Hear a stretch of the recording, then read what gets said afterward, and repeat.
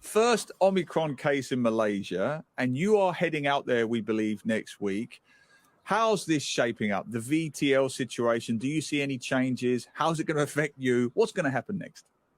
Okay. I'm going to KL for 5 days.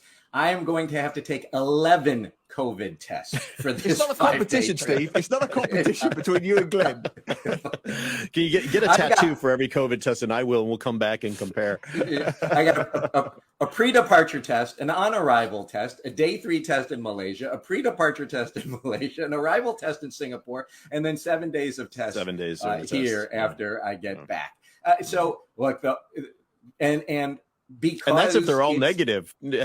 Perish the thought that any of them come back positive, right? Then you're on a whole nother track.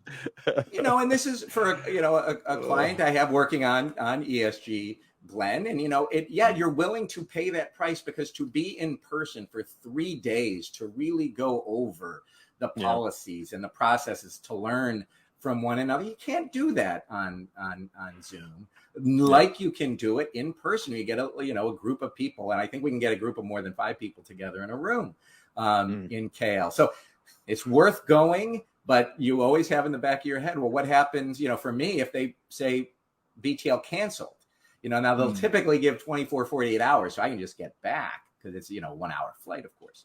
But for Glenn, we may not see him until 2023. We'll meet again.